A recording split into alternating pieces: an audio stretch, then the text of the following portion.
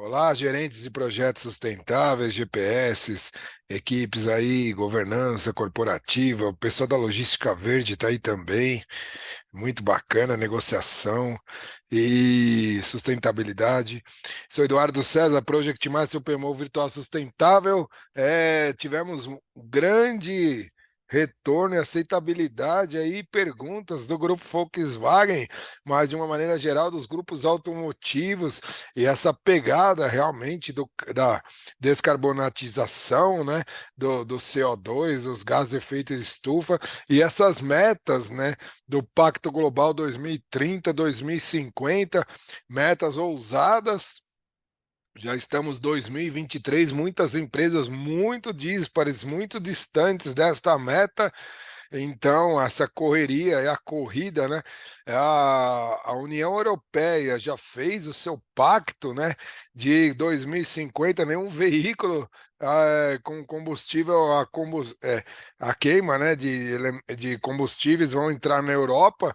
Então, essa correria, então, dessa grande indústria, né, potente e poderosa mundial, e que estão fazendo, então, para essa economia circular, exatamente o retorno, né? E a economia circular da indústria automobilística é justamente muito forte, a cadeia de suprimentos, né? O seu supply chain management, que é o escopo 2 e justamente junto com o escopo 3. Então, grande aula importante, essa união, né? Não só o que a própria empresa faz, mas o que os seus fornecedores, seu supply chain faz, tanto no recebimento de componentes, sistemas e matérias-primas, mas o que faz depois, que são seus concessionários, distribuição de produto, etc., e o retorno de todos, né, esses componentes, baterias e veículos avariados e tudo mais, o retorno, né? Então, até isso é um grande mote, a grande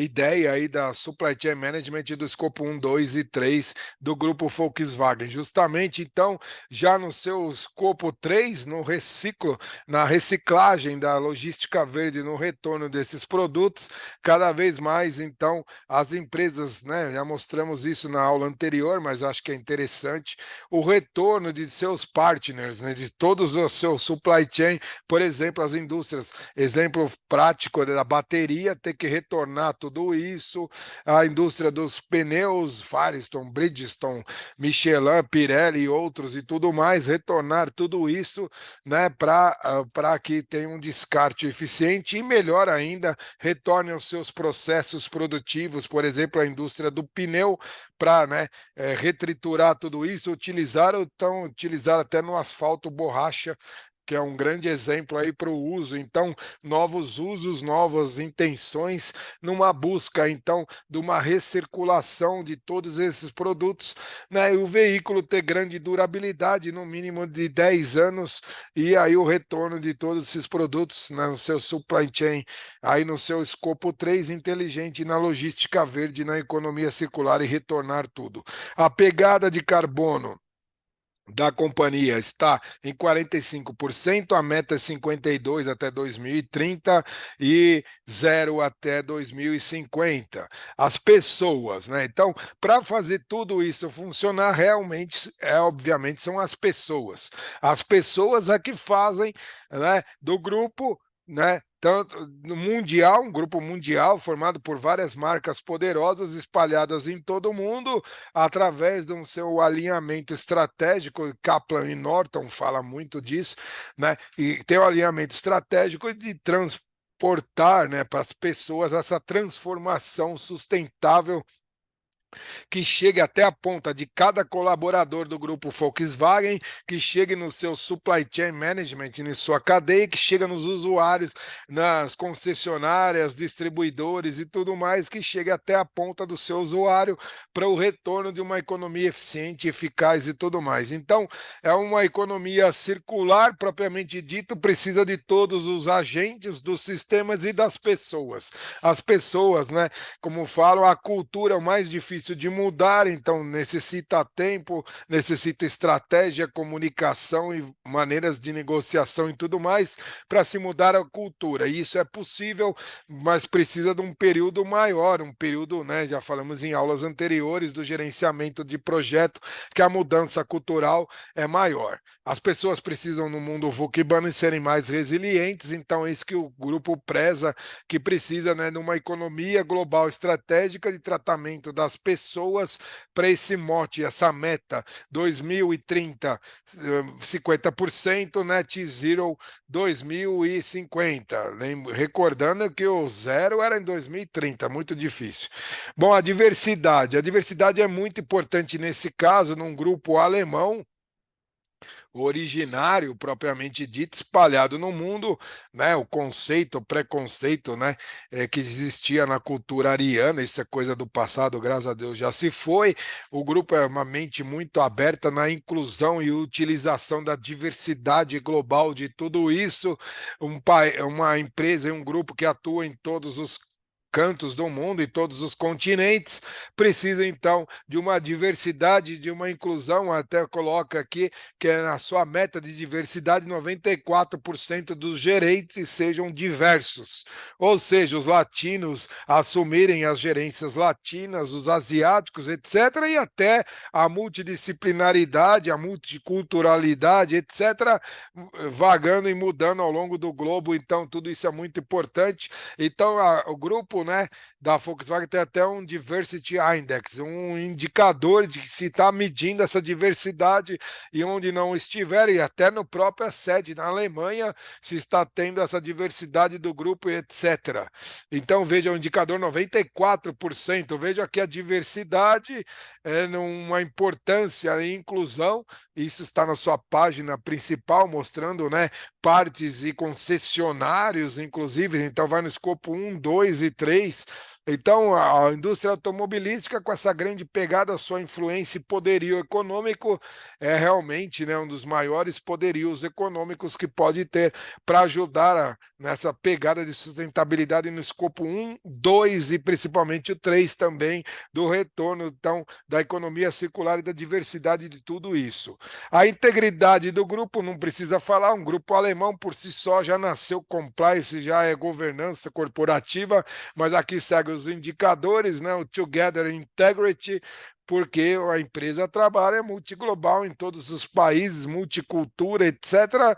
Obviamente ter seu código de conduta do presidente e tudo mais, diversidade, e aí, né, trabalhando então nos seus indicadores, veja a bússola é uma grande representatividade, né? É o Kaplan e Norton da alinhamento estratégico, mostrando para onde a companhia deve seguir no seu curso na meta 2030-2050 de diversidade e inclusão.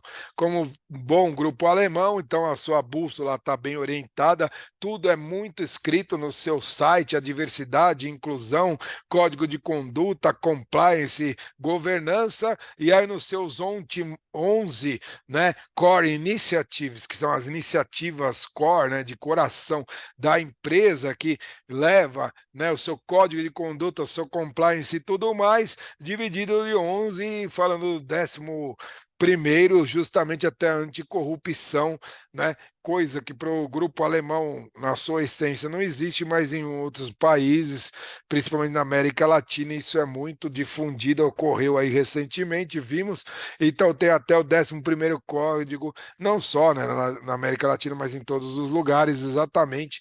Então temos lá desde o primeiro, os procedimentos, o seu código de conduta, o programa de integridade, os seus riscos de gerenciamento interno nas suas 3 camadas, aí é o COSO, né? Temos a aula de COSO, entrem aí, vejam a aula de COSO lá no gerenciamento, tá?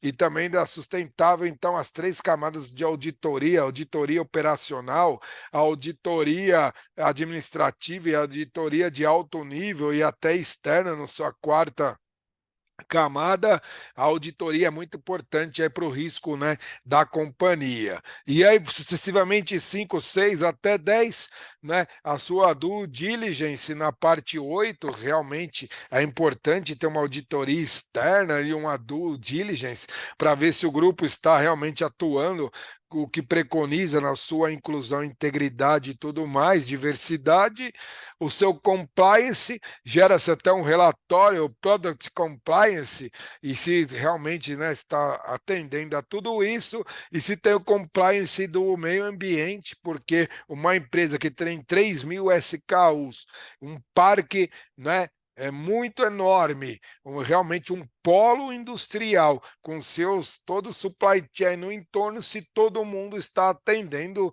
o compliance ambiental, então sendo então um mote muito importante para a companhia. Finalmente o 11, a lei anticorrupção, aí depende de cada país, obviamente tem a regra geral da companhia e do grupo, mas cada país tem a sua regra e assim por diante. Então, seu supply chain compliance, então compliance em toda a cadeia de suprimentos, desde a origem da matéria-prima, e o seu supply chain compliance também para suas concessionárias, distribuidoras de veículos e assim por diante. Por isso gostamos muito, né? Essa aula aqui de fechamento das melhores práticas, porque vai de ponta a ponta, né? Desde a origem da matéria-prima, a distribuição dos veículos, o uso inteligente do tipo de combustível e todo o retorno, né, dos pneus, baterias, etc., na sua logística verde, a sua economia circular de retorno. Então, tudo isso é muito importante.